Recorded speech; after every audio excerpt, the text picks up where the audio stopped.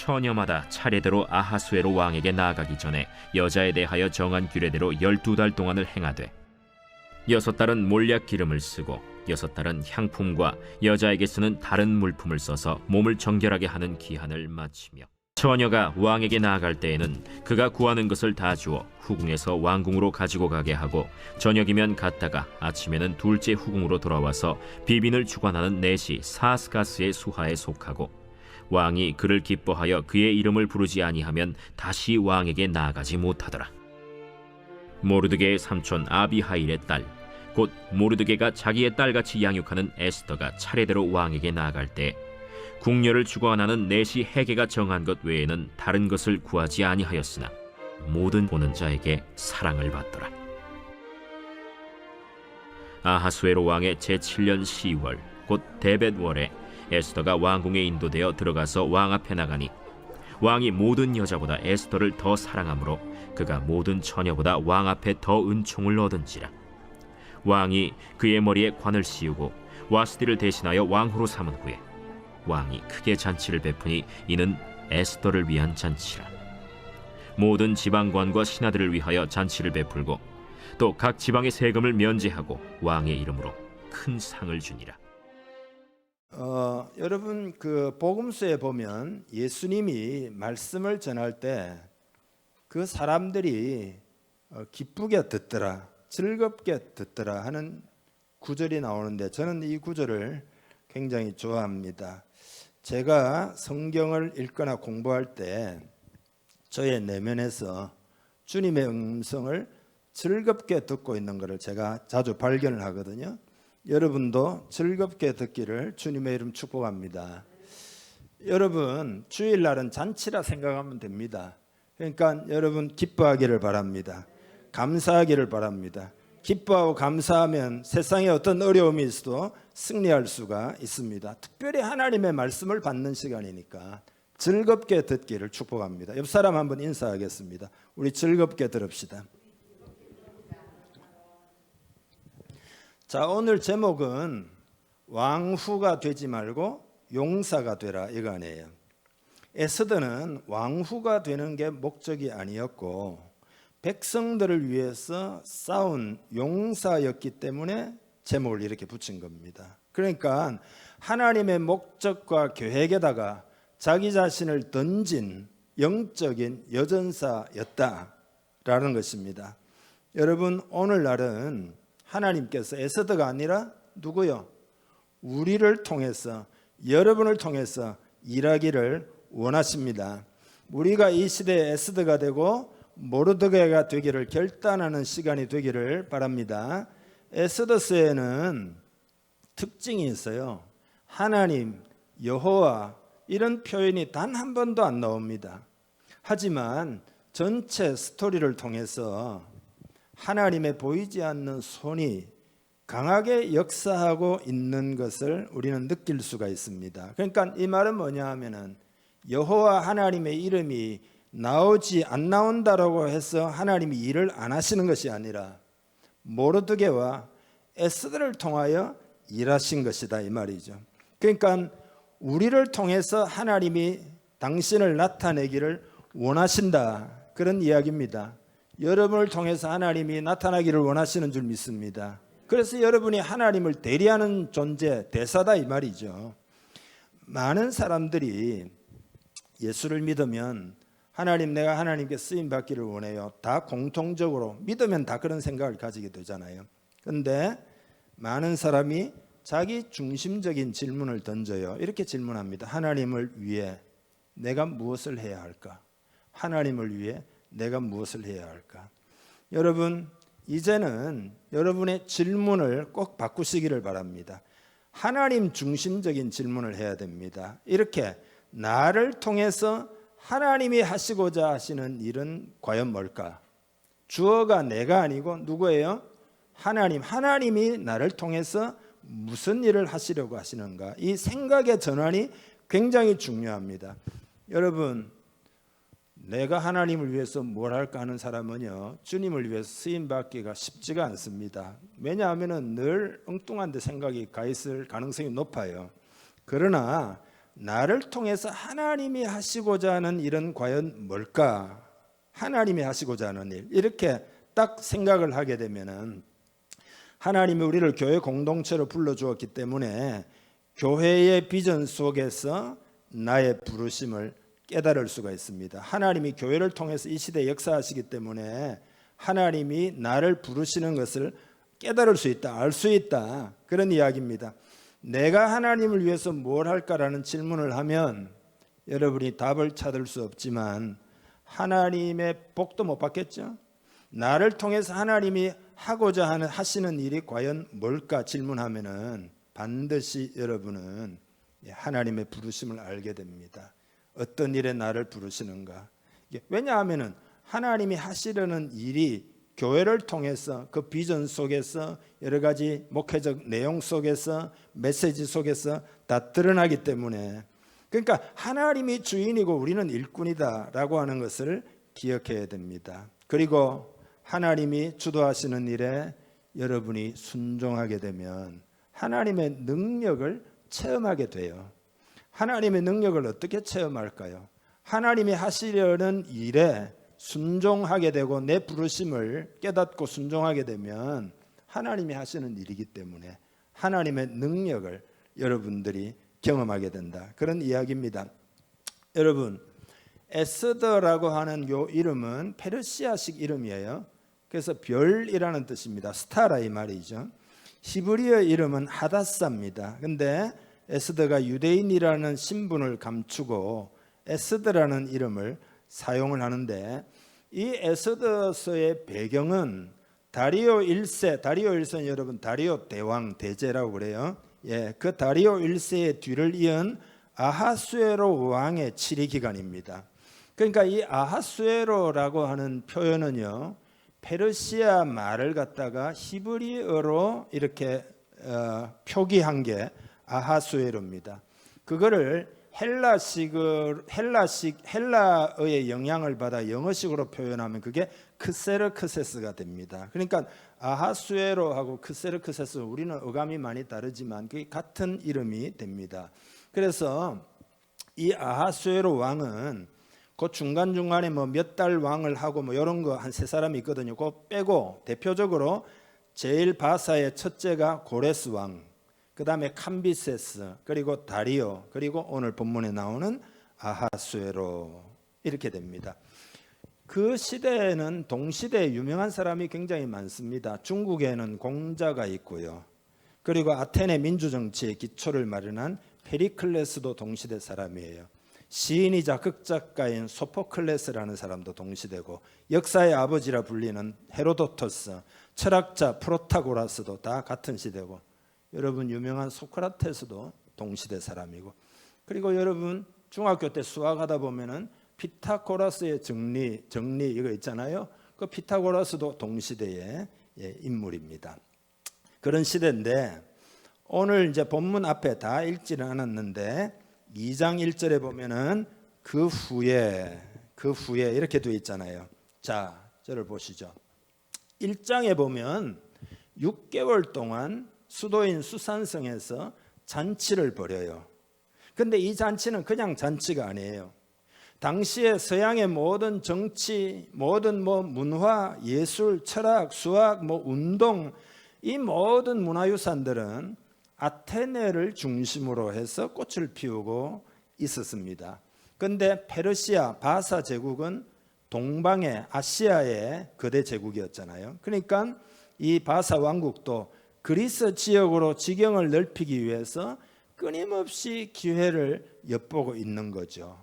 그래서 이 6개월 동안 잔치는 뭐냐 하면은 그리스 원정을 가기 위해서 각 지역의 고위 관료들을 막 영토가 막 무진장 넓으니까, 그러니까 6개월 한 번만에 다 모으는 게 아니고 이 지역에는 언제 오고 이 지역은 언제 오고 이렇게 6개월 동안 계속 잔치를 벌였는데, 그 잔치가 왕궁의 세력을 과시하고 충성심을 모으고 그리고 원정을 가는 일에 전략을 짜고, 당신 지역은 뭐 군대를 3만을 모으라 뭐 이렇게 한다든지 전략을 짜기 위해서 베풀어진 전략이고 저기 잔치고, 그리고 마지막 7일 동안 백성들과 함께 잔치를 여는 것은 순수하게 유흥적인 성격의 잔치입니다. 여러분 아는 대로 이때 해프닝이 일어나가지고 왕후 와스디를 폐위하게 되는 술기운에 그 사건이 일어나게 되잖아요. 그게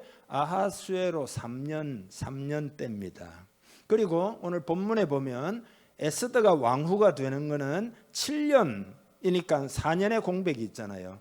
근데 그 처녀들을 다 불러 모아가지고 왕후의 후보들 그 1년 동안 준비하니까 그 1년을 빼고 나면은 그 후에라는 말은 3년이 지난 후에 이제 그런 뜻이 됩니다. 그러면 그 3년 동안 뭐 했냐 하면은 대부분의 시간 한 2년 정도 되는데 그리스 원정을 다녀온 겁니다. 그래서 여러분 역사책에 보면은 테르모필레 전투가 이때 있습니다. 살라미스 해전 들어보셨잖아요.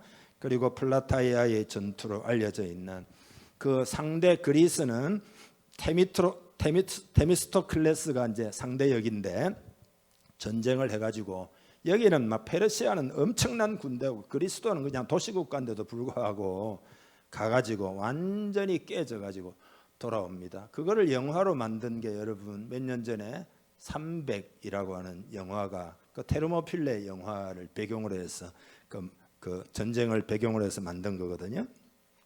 그래서 이때 패배를 해가지고 에게해 뭐 등등 그 해상권을 갖다가 바사가 완전히 상실하고 힘을 잃고 그때부터 그리스가 점점 중흥해서 나중에 그리스가 제국이 되잖아요. 그래서 그런 전쟁이에요. 그러니까 그렇게 패배하고 돌아왔으니까 마음이 좋지가 않잖아요. 그런 배경을 가지고 1절을 다시 보면은요. 다시 읽어봅니다. 그 후에 아하수에로 왕의 노가 그침에 와스디와 그가 행한 일과 그에 대하여 내린 조서를 생각하거늘. 조서는 폐위시키는 조서잖아요. 생각했다는 말의 의미는 이런 거죠. 내가 왜 그랬을까? 그때 술 먹고 말이지 호기 뿌리느라고 말이지. 그래 후회를 하면서 폐위된 와스디를 그리워하기 시작했다는 이야기입니다. 번복하고 싶은 마음이 간절했던 거죠. 그러나 바사의 법은 황제가 한번 명령을 내리면 취소할 수가 없습니다. 그래서 눈치 빠른 신하들이 전국에서 젊고 아리따운 처녀들을 전부 물색해 가지고 그 처녀들을 관리하는 책임자가 누구냐 하면 헤게라는 사람입니다. 그래서 왕과 하룻밤을 보내고 왕이 다시 부르지 않으면 다시 왕 앞에 설 수 없기 때문에 후궁에서 평생토록 그냥 후궁으로 지나게 됩니다. 그런 시대예요. 그러니까 현대적 의미에서의 뭐 인권이나 이런 거는 전혀 없습니다. 그래서 역사가 헤로도투스는 이 일을 기록할 때 어떻게 기록을 했는가 하면은 그 후보자들을 물색할 때 먼저는 각 가정을 갖다가 물색한다는 겁니다. 그렇게 해서 그 가정의 딸들 중에서 이렇게 뽑아가지고 전부 뭐 괜찮다는 처녀들을 다 이제 그 시대니까 모았다. 그러니까 모르드게도 이제 그 집안이 뽑힌 걸로 보면은 꽤 높은 그런 그 지위에 있었다는 것을 알 수가 있고 어쨌든 에스더도 후보로 선택이 되었습니다. 자, 그런데 여러분 이게 뭘 의미하느냐 하면은 하나님은 시대마다 당신의 동력자를 세워가지고 일하십니다. 그러니까 요 시대에 하나님의 동력자는 누구죠? 에스더와 모르드게입니다. 고린도전서 3장 9절에 보면 바울이 이렇게 이야기를 해요. 우리는 하나님의 동력자들이요. 하나님은 우리와 함께 일하신다 이 말이죠. 그러니까 여러분 우리 공동체도 하나님이 이 시대를 위하여 동력자로 부르신 줄 믿습니다. 동력자로 불렀다니까요. 하나님이 우리를 자 보세요. 우리를 구원해 가지고 먼저 하시는 일이 뭐냐 하면 우리와 교제를 하십니다. 그래서 하나님과 자꾸 친밀해진다 이 말이죠. 그러면은 믿음이 자라잖아요. 믿음이 자라면 어떻게 되느냐? 하나님의 명령을 순종할 수 있는 때가 딱 이렇게 되면은 하나님이 그 다음 단계에 뭘 하시는가 하면은 하나님이 하시려는 일을 여러분들에게 이제 보여주기 시작합니다. 그래서 여러분이 하나님과 친밀해지고 믿음이 준비가 되면은 순종할 태세가 되면 하나님이 이런 일을 지금 하려고 하시는구나. 하나님이 이런 일을 하려고 하시는구나. 여러분이 깨닫게 됩니다. 그때 하나님이 인격적이기 때문에 여러분을 초청을 해요. 나의 동력자가 되어주지 않겠니? 나와 함께 일하지 않겠니? 그게 뭐냐? 그게 콜링입니다. 그게 콜링. 하나님이 그렇게 일을 하시면서 그 시대에 하나님의 뜻을 펼쳐나간다. 근데 이때 우리가 극복해야 될 게 있어요. 그게 뭐냐 하면은 바로 자기 중심적인 생각이에요. 여러분 보세요. 하나님과 자꾸 가까워지고 친밀해지고 믿음이 생기면 어떻게 되느냐? 내가 하나님을 사랑하게 돼요. 하나님이 날 사랑하시는 것을 깨닫고 하나님의 성품도 경험하고 이렇게 하면은 우리도 믿음이 자랐다는 뜻은 하나님을 내가 사랑하게 돼요. 그러면 사랑은 뭐예요? 하나님이 하시려는 일에 대해서 내가 어떻게 해요? 관심을 가지게 된다니까. 그게 사랑인 줄 믿습니다. 그래서 그 사랑에 의해서 하나님의 일에 관심을 가지고 하나님 우리를 부르잖아요. 근데 부르실 때 주로 어떤 사람을 부르는가 하면은 전문가를 부르는 게 아니에요. 전문가를 부르는 게 아니라니까. 예수님 시대에 하나님께 쓰임 받은 사람은 바리새인, 서기관, 제사장 전문가가 아니라니까. 어부, 세리 뭐 그런 사람들이에요. 보통 전문가는 왜 하나님이 안 쓰는 게 아니라 쓰시기가 좀 어려운가 하면은 전문가는 자기 능력이 너무 있어서 그래요. 자기 능력이. 근데 하나님의 일은 자기 능력으로 못 해요. 절대 성령으로 하는 거지. 그러니까 전문가를 하나님이 전문가이기 때문에 안 쓰신다는 뜻이 아니라 그 전문가로서 내가 전문가인데 하는 자기 능력만 가지고 있으면은 주님의 일은 못 해요. 성령으로 해야 되기 때문에 자기를 내려놓고 나는 부족하고 나는 아무 일도 할 수 없습니다. 그렇기 때문에 하나님의 성령의 권능을 부어 주옵소서 하는 사람을 통해서 하나님이 일하신다. 비전문가를 하나님 쓰신다. 주로 그런 이야기입니다. 핵심은 뭐냐? 자기 중심성을 벗어나야 됩니다. 자기 중심성이라는 게 이런 거예요. 여러분이 나는 뭐 상황이 뭐 어떻다, 또 내 생각에는 뭐 어떻고, 또 뭐 내가 잘할 수 있고 내가 못하고 뭐 어떻고 저떻고, 전부 이게 특징이 뭐예요? 내가잖아요. 내가. 하나님이 쓰시는 사람은 어떤 사람입니까? 하면은 그거는요 내가가 아니에요. 내가가 아니에요. 하나님이 어떤 분이냐 이거죠. 하나님이 얼마나 사랑이 많고 하나님이 이 시대에 하시려는 일이 뭐고 하나님의 뜻이 뭐고 하나님의 능력이 뭐고 주어가 하나님이 된다니까요. 그래서 오늘 여러분 하나님이 여러분을 쓰시기를 다 원해요. 근데 어떤 사람을 쓰시느냐? 주님의 음성을 듣기를 바랍니다. 세 가지예요. 제일 먼저 쓰임받는 첫째 원리는 하나님의 목적과 계획에 헌신해야 된다. 하나님의 목적과 계획에 헌신해야 된다. 주님의 일꾼은 하나님의 계획에 나를 조정할 줄 알아야 됩니다. 그러니까 이런 거죠. 내 계획에다가 하나님을 끌어들이는 사람은 하나님 앞에 쓰임받지를 못합니다. 그래서 하나님의 참된 일꾼은요 하나님의 마음을 알기를 원해요. 그래서 그 마음이 막 뜨거워지는 거죠. 하나님이 이 시대에 이런 일을 하기를 원하시는구나. 마음이 막 뜨거워지는 거죠. 하나님의 목적과 그 하나님의 계획에 헌신하는. 이사야가 하나님을 만나고 하나님이 이 시대에 죄들을 불태워가지고 우상을 불태우고 이 시대 사람들을 구원하기를 원하는 그 마음을 이사야가 느껴가지고 주님 나를 보내소서 그러잖아요. 그러니까 그게 참된 일꾼이에요. 하나님의 마음을 받는 게 첫째예요. 성경을 읽으면서 제일 은혜를 받는 부분이 이 부분이에요. 성경을 읽으면요 하나님의 마음을 알게 됩니다. 하나님의 마음을 알게 돼요. 그러니까 여러분 요즘 우리가 뭐 에스라, 느헤미야, 에스더 지금 요새 읽잖아요. 저도 이 구절 이거 읽으면서요 마음에 하나님이 하려고 하는 일이 너무 느껴지는 거 있잖아요. 너무 느껴지는 거. 너무나 느껴져요. 성경을 제가 연구할 때가 되면은요 혼자 부흥회를 해요. 여러분 다 모르지만은 저 혼자 왜냐하면 하나님의 마음이 너무 느껴지니까. 그래서 하나님 마음을 막 부어주는데 그 마음에 내가 동의를 하고 내가 순종하면 하나님이 나를 통하여 일하시는 줄 믿습니다. 그러니까 모르드게 에스더는 그 하나님의 목적 계획을 깨닫고 거기에 헌신하잖아요. 자기 인생 목적을 위해 살아갔던 사람이 아닙니다. 여러분, 하나님은 목적과 계획을 가지고 있는 분입니다. 이것을 우선 깨달아야 합니다. 하나님과 친밀한 사람은 그것을 알아차리게 되고 기꺼이 자신을 드리게 된다는 것은 아까 말씀드렸죠. 내가 하나님을 사랑하기 때문에. 사랑은 그런 특징이 있어요. 만약에 에스더와 모르드게가 자기 중심적으로 살았다면, 예? 왕후인데 대신인데 죽으면 죽으리라 했겠습니까? 자기 목숨을 내놓았겠냐 이 말이죠. 그렇지만 기꺼이 던지잖아요, 자기를. 그럼 뭘 말하는 거죠? 그 시대의 목적 계획은 뭐죠?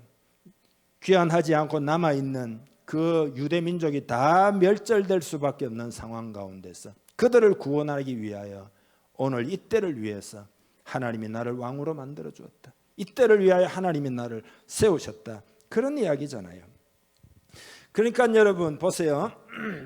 왕후 후보로 선발되는 것은 강제적이에요. 그 시대에. 자기가 어떻게 할 수가 없어요. 그런데 에스더가 선발이 되고 나서는 보세요.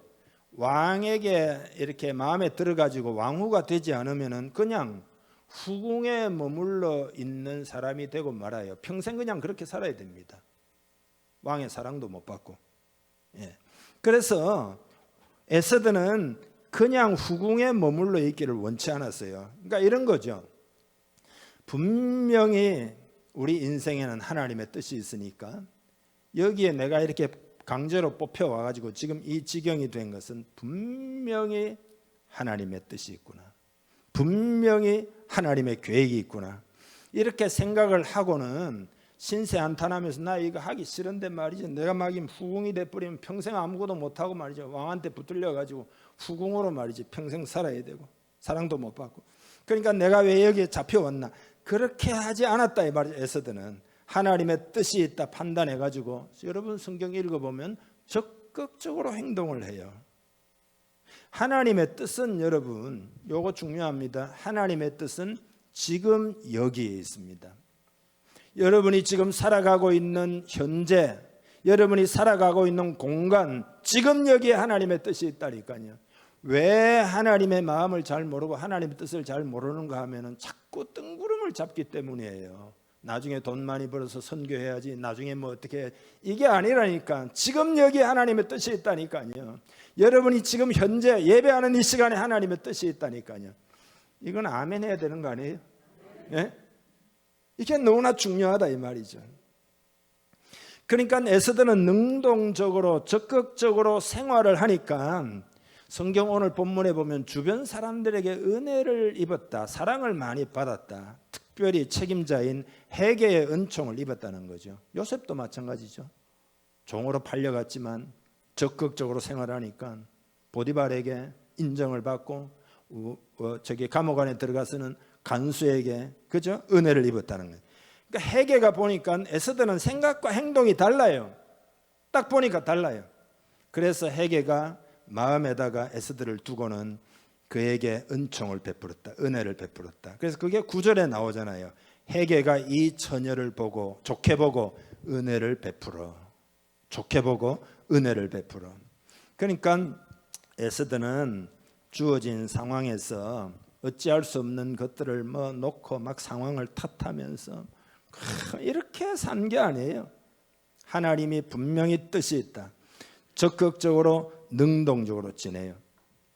여러분이 새로운 교회 멤버십을 가지고 있다는 말은 지금 여기에 하나님의 뜻이 있어요. 그것을 깨달으면 여러분이 완전히 다른 신앙생활을 하게 됩니다. 예. 여러분이 처한 상황에서 칭찬 듣는 그리스도인이 되기를 축복합니다. 초대교회 7집사 뽑을 때 있잖아요. 믿음과 성령이 충만한 사람, 그 다음에 조건이 뭐죠? 사람들에게 칭찬 듣는 사람. 여러분이 현재 살아가고 있는 공간, 현재 그곳에서 적극적으로 행동하니까 왜 사랑을 안 받겠어요? 왜 은총을 안 받겠어요? 왜 칭찬을 안 받겠어요? 그죠? 하나님이 그렇게 일하신다니까.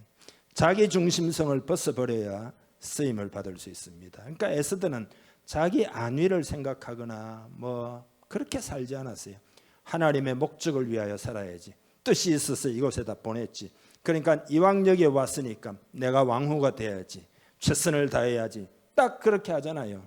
왕이 뭐 이방인이고 뭐 왕이 뭐 폭군이고 뭐 왕이 이 시대의 법은 왜 이러냐, 이렇게 안 살았다 이거예요. 그런 하나님의 백성들을 위하여 하나님의 목적 가운데 나를 뭔가 계획이 있구나, 이래서 그런 중심을 가지고 살아갔던 에스더를 하나님이 축복하신 거다 이 말이에요. 두 번째 쓰임받는 원리는 주기 위하여 사는 철학을 가지는 겁니다. 여러분, 하나님은 받기만 하는 사람을 쓰시지를 않고 주는 사람을 쓰십니다. 주는 사람. 왜냐하면 하나님이 오늘 이 세상에 주기를 원하시기 때문에 독생자를 주셨으니 그게 하나님 마음이니까 주기를 원하는 사람을 쓰신다. 그런 사람을 찾으신다. 여러분, 이 길을 주님의 이름 축복합니다. 주는 사람에게는 두 가지 종류가 있다고 여러분 그 존 맥스웰의 책에서 제가 소개를 좀 해드리겠는데요. 살기 위해 주는 사람이 있고 주기 위해 사는 사람이 있습니다. 주기는 주는데 완전히 철학이 다르다 이 말이죠. 살기 위해 주는 사람은 절대로 보상이 없으면 남을 돕지 않습니다. 그리고 다른 사람에게 주고받는 것을 꼭 기록해 둡니다. 내가 요만큼 주었는데 너는 얼마나 주는지 보자. 이렇게 기록을 해둔다. 이런 사람은 결국 남에게 베푼 것보다 받는 것이 더 많아야 내가 보상과 인정을 충분히 받았다라고 느낍니다. 그러나 주기 위해 살아가는 사람은 완전히 달라요. 이 사람은 보상이나 대가를 바라지 않습니다. 이런 사람의 관심은 뭐냐? 이 사람을 도와주면은 내가 얼마나 보상을 받을 수 있을까가 아니라 내가 이 어려움에 처한 사람을 얼마나 잘 도왔는가. 이게 주기 위해서 사는 사람입니다. 그러니까 살기 위해서 주는 사람은 항상 내가 얼마나 더 베풀어야 하는가. 그의 목표는 겨우 충분한 정도만 주는 게 목표예요. 그러니까 최소치만 주기를 원해요. 그러나 주기 위해 살아가는 사람은 이 어려운 사람은 얼마나 더 필요한가를 질문하면서 계속해서 줍니다. 계속해서 줘요. 문제를 해결하고 도와주고 그 사람이 세워지는 게 목표예요. 그래서 이 사람은 최대치를 주려고 한다. 그게 바로 우리 주님 예수님인 줄 믿습니다. 대체로 살기 위해 주는 사람은 다른 사람의 인정을 바라게 돼요. 따라서 다른 사람들이 얼마만큼 인정해 줄 것인가에 따라서 얼마만큼 베풀 것인가를 결정을 해요. 이런 사람은 혼자 있는 자리에서 베푸는 법이 거의 없습니다. 대중들이 사라지고 나면 선행을 하는 게 어렵다고 느껴요. 왜냐하면 보는 사람이 있어야 내가 뭔가 이렇게 베풀 텐데 아무도 안 봐요. 그러면은 베풀기가 어려워요. 그게 선한 사마리아 비유입니다. 선한 사마리아 비유에 보면은요, 강도 만난 자가 쓰러져 있잖아요. 근데 제사장과 레위인들은 여러분께 물어보겠습니다. 요 사건 이전에 다른 사람들을 도와준 예들이 많이 있었을까요, 없을까요? 제사장과 레위니까 인이니까 다른 사람들을 많이 도와줬어요. 분명히 선한 일을 행한 적이 많이 있어요. 그런데 그날 길가에 쓰러져 있는 사람을 왜 못 본 척하고 지나쳤을까요? 그 이유가 뭘까요? 보는 사람이 아무도 없었기 때문이죠. 보는 사람이 아무도 없었기 때문이죠. 관객이 없었기 때문이죠. 그러니까 내가 돕는다고 해서 받을 보상은 없는 거 아니에요. 그러나 선한 사마리아인은 아무도 안 보았지만 주는 것이 목표고 주는 것이 목적이기 때문에 그래서 선하다 이 말이죠. 사마리아인이라 할지라도. 그래서 주기 위하여 사는 사람은 다른 사람이 인정받는 게 동기가 아닙니다. 인정을 받기도 해요. 그러나 그게 동기도 아니고 그게 목표도 아니에요. 그것하고 상관없이 돕습니다. 비밀리에 돕습니다. 섬기기 위해서 살고 주기 위해서 살고 그런 철학으로 살아가는 사람이 바로 성도요 주님의 제자인 줄 믿습니다. 여러분 그런 사람 되기를 주님의 이름 축복합니다. 그래서 오른손이 하는 일을 왼손이 모르게 하는 게 바로 그거예요. 그렇게 되면 여러분 내면의 기쁨이 회복될 겁니다. 여러분의 삶에 하나님의 능력이 회복될 겁니다. 에스더는 왕후가 되는 게 목적이 아니에요. 하나님이 일을 하는 게 목적이지. 그러니까 목숨까지라도 필요하면 주기를 원했어요. 그래서 자기 민족 전체를 구원하는데 귀하게 쓰임을 받은 줄 믿습니다. 세 번째 쓰임 받는 원리는요, 보이지 않는 하나님의 손길을 의뢰하는 겁니다. 여러분, 주님의 일은 하나님 의지하지 않고는 절대 불가능해요. 주님의 일은 영적인 일이기 때문에 우리 힘으로는 주의 일을 할 수가 없어요. 우리가 주님의 일꾼으로 살려면요, 난관이 굉장히 많습니다. 그래서 믿음이 필요해요. 근데 여러분, 여러분의 삶에 지금도 어려움이 있으시죠? 그죠? 이런 어려움 저런 어려움이 있죠? 그 어려움이 뭐냐 하면은 그게 바로 믿음의 연단입니다. 그래서 내가 믿음을 키우려고 하나님이 연단해 주시는구나, 이렇게 잘 해석을 하고 여러분이 잘 감당하면 여러분의 믿음이 자라게 될 줄 믿습니다. 여러분이 좋은 믿음을 가진 사람이 됩니다. 하지만 연단을 잘 받지 못하면은 어떻게 되느냐? 믿음이 자라지 못하고 안전뱅인 신앙, 그죠? 어린 신앙, 그죠? 그런 자칫 잘못하면 사탄이 쓰는 사람이 되고 맙니다. 하나님이 쓰시는 사람이 되기를 축복합니다. 그래서 우리의 삶에 힘든 과정이 있을지라도 그건 다 하나님을 더욱 의뢰하라고 하는구나, 믿음의 연단이구나, 내가 이거 잘 통과하면 큰 믿음의 사람이 될 거다. 그렇게 하면 이제는 믿음이 자라가지고 하나님의 은혜가 새롭게 오는 게 아니라 이미 받은 은혜가 활성화돼 가지고 그 하나님의 역사를 경험할 수 있다 이 말이죠. 그래서 에스더는 후보로 이왕 발탁이 된 상황에서는 이제 하나님이 어떻게 일하시는지 보자. 이 상황이 어렵잖아요. 예? 후보가 전국 제국 전체에서 왔는데 수도 없이 많은데 거기서 왕후가 어떻게 된? 그러나 하나님이 어떻게 일하시는지 보자. 그러면서 하나님을 의뢰했다. 그래서 미래의 운명을 걸고 왕 앞에 나아가는 날, 에스더가 1년 동안 준비했잖아요. 그 기간 동안은 처녀들이 필요로 하는 거를 전부 다 이제 왕궁에서 다 요구할 수 있고 다 제공해 줍니다. 향유, 향품, 좋은 약재로 몸을 건강하게 하고, 화장품, 왕의 금고에 있는 각종 보석을 갖다가 다 사용할 수 있고, 왕궁에 있는 좋은 옷들은 다 마음껏 사용할 수, 행복하죠 이때는 그 순간만은. 그런데 에스더는 오늘 본문에 보면 다른 사람과 달랐다는 겁니다. 헤게가 정해주는 것 외에는 어느 것도 요구하지 않았다는 겁니다. 이게 뭐냐 하면은 이런 겁니다. 믿음이 있으니까 마음이 막 급하지 않잖아요. 하나님께 딱 맡기고 그렇게 사니까 헤게가 보니까 다르거든요. 그래서 에스더는 좀 다른데 이렇게 딱 마음을 먹고 있잖아요. 그러니까 헤게가 딱 주는 것만 딱 가지고 왕의 취향이나 왕의 마음이나 이 모든 것을 가장 잘 아는 사람이 누구예요? 헤게죠. 그러니까 헤게가 정해주는 것만 딱 해가지고 그대로 왕 앞에 나아갔는데 요즘 말로 왕이 뿅한 거죠. 그렇게 해서 당장 왕관을 씌웁니다. 에스더에게는 지혜가 느껴지고 품격이 느껴지고 겸손함이 느껴지고 그래서 왕관을 씌웠다는. 예레미야 17장 7절 8절을 같이 한번 읽겠는데요. 그러나 무릇 여호와를 의지하며 여호와를 의뢰하는 그 사람은 복을 받을 것이라. 그는 물가에 심어진 나무가 그 뿌리를 강변에 뻗치고 더위가 올지라도 두려워하지 아니하며 그 잎이 청청하며 가무는 해에도 걱정이 없고 결실이 그치지 아니함 같으리라. 아멘. 에스더는 의뢰할 게 없어요. 고하죠. 유대 민족, 소수민족이죠. 수많은 후보자들 중에 하나일 뿐이죠. 그러나 하나님을 의뢰했다. 그런 이야기입니다. 이 이야기하고 이제 마치겠는데요. 소하고 말하고 둘 다 수영을 잘해요. 아주 수영을 잘해요. 근데 평소에 소는 느긋느긋하게 다니고 말은 막 하루 종일 뛰어도 막 참 빠르고 뛰어다니고 수영도 딱 그렇게 한다. 소는 물에서 느긋하게 이렇게 보이지도 가만히 있는 것 같아요. 근데 말은 막 확 저어가지고 막 2배나 빨리 수영을 해요.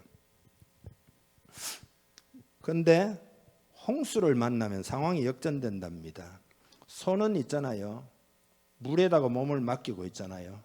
그래서 홍수가 나도 소는 죽는 법이 별로 없답니다. 근데 말은 막 물살을 거슬러 가지고 하다가 제풀에 지쳐 가지고 말은 빠져 죽는다는 겁니다. 그래서 소는 살지만 말은 죽는다. 이게 사자성어가 우생마사입니다. 우생마사. 소는 죽지만 말은 죽는다.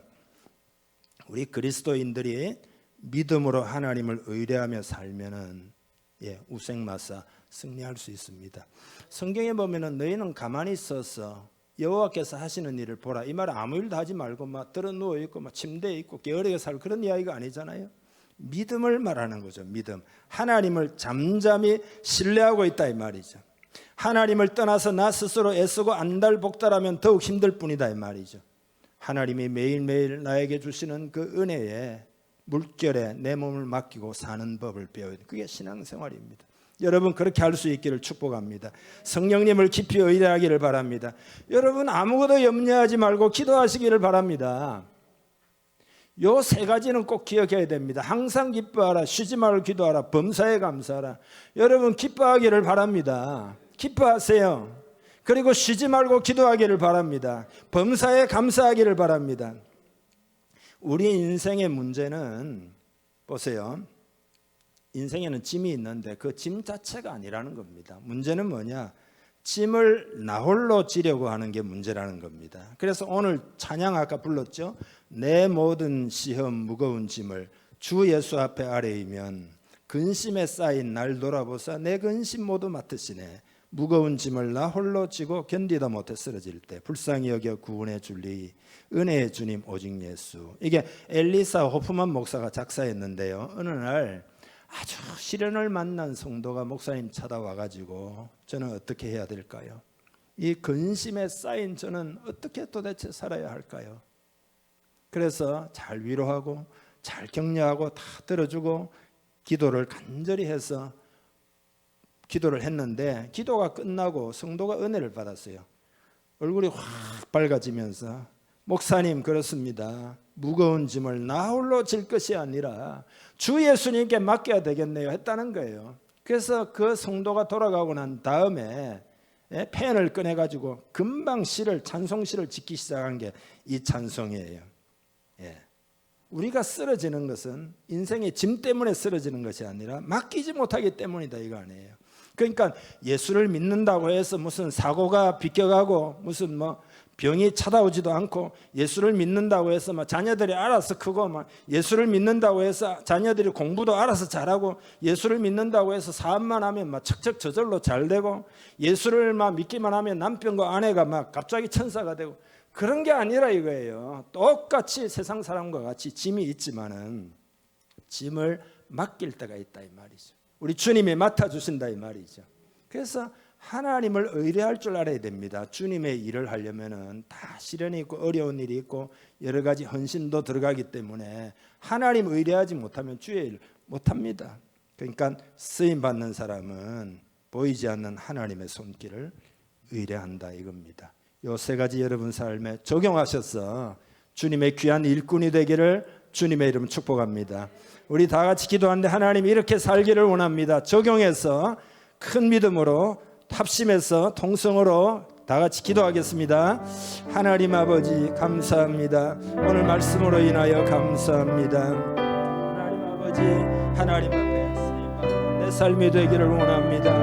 왕후가 아니라 용사로서 백성들의 구원을 위하여 살아가기를 간절히 원합니다. 하나님의 목적과 계획에 헌신하는 삶이 되기를 원합니다. 주기 위해 살아가는 철학을 가지고 하나님 앞에 살아 쓰임받기를 원합니다. 보이지 않는 하나님의 손길을 의뢰한 믿음의 사람이 되기를 주여 간절히 원합니다. 오 주여 역사하여 주옵소서. 은혜를 베풀어 주시옵소서. 하나님의 손길을 의뢰합니다. 이 믿음을 더하여 주시기를 주 하나님 간절히 원합니다. 주여 역사하여 주옵소서. 주여 은혜를 베풀어 주옵소서. 하나님 앞에 쓰임받는 하나님이 깊게 쓰시는 원합니다. 하나님 앞에 참으로 용사가 되기를 원합니다. 원합니다. 하나님 나라의 구원의 일꾼이 되기를 원합니다. 이 시대에 쓰임받는 공동체가 되기를 원합니다. 주여. 하나님이 여러분을 사랑하신다는 것을 기억해야 합니다. 그것을 까먹으면 여러분은 이 페이스를 잃어버리게 됩니다. 흔들리게 됩니다. 주의 사랑, 주의 은혜가 무궁하다는 것을 마음에 기억하고 잠잠히 하나님을 신뢰하고 이렇게 해야 제대로 된 신앙인이 되고 그리고 주님의 일꾼이 될 수 있습니다. 그렇게 되기를 제가 한번 기도하겠습니다. 하나님 아버지, 모든 상황 속에서 주님을 바라보고 주님을 찬양하고 그리고 하나님의 목적과 계획에 헌신하며 주기 위하여 사는 철학을 가지고 섬기며 보이지 않는 하나님의 손길을 의뢰함으로써 하나님의 통로가 되는 복된 그리스도인 성도 일꾼이 되게 하여 주시옵소서. 성령을 충만히 부어 주시옵소서. 우리 공동체가 이 시대에 에스더와 모르드게가 되게 하여 주옵소서. 일어나 빛을 발하는 우리 모두가 되게 하여 주옵소서. 혹이라도 소극적이거나 비동적이거나 주인의식을 갖지 못하거나 상황에 눌려 지내는 사람이 있습니까? 이 시간 말씀을 삶에 적용할 수 있도록 믿음을 더하여 주시고 성령을 충만히 부어주셔서 오늘 이 말씀대로 살아서 큰 일꾼, 귀한 일꾼이 되고 하나님께 영광을 돌리는 모두가 되게 하여 주시옵소서.